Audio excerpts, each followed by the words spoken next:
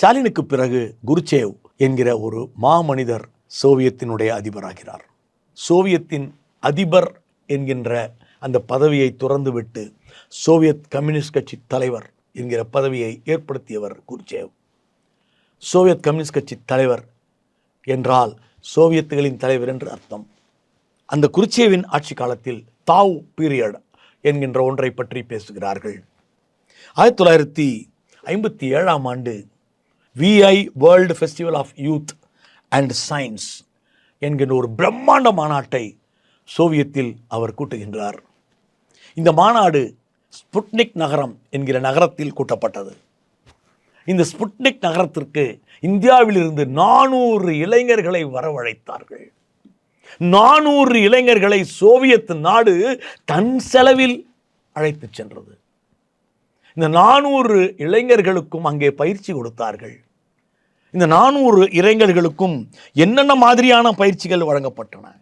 விண்வெளித்துறை, இரண்டாவது முக்கியமான துறை தட்ப வெப்பநிலை துறை, மூன்றாவது துறை உயிரியல் துறை, மருத்துவத்துறை, இப்படி அடுக்குகின்ற 18 வகையான பயிற்சிகள் அவர்கள் 18 குழுக்களாக பிரிக்கப்பட்டு அவர்களுக்கு தரப்பட்டன. காஸ்மோலல் சென்ட்ரல் கமிட்டி என்கிற ஒரு கண்ட்ரோல் கமிட்டியை உருவாக்கினார்கள்.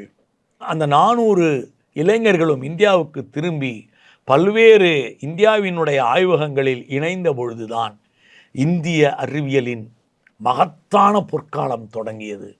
இவர்களெல்லாம் CSIR என்று அழைக்கப்படுகின்ற நம்முடைய ஆய்வகங்களில் இணைந்து ஒவ்வொரு ஆய்வகத்தையும் உயிர்ப்பித்த ஒரு பெருமைக்குரிய ஒரு வரலாறு இங்கு படைக்கப்படுகிறது என்றால் அதற்கு அன்று குருச்சேவ் அவர்கள் கூட்டிய அந்த VI என்று அழைக்கப்பட்ட festival of youth and students மிக முக்கியமான ஒரு பங்களிப்பை செலுத்தியது. அறிவியல் டூரிசம் என்கிற வார்த்தையை அந்த அற்புதமான மாநாடு அறிமுகம் செய்தது. சோவியத்துகளின் நட்பு முறை கொண்டிருந்த 14 நாடுகளின் விஞ்ஞானம் படித்த இளைஞர்கள் அங்கே ஓரிடத்தில் வைத்து பயிற்சி அளிக்கப்பட்டது இருக்கிறதே, அது வரலாற்றின் திருப்பு முனை.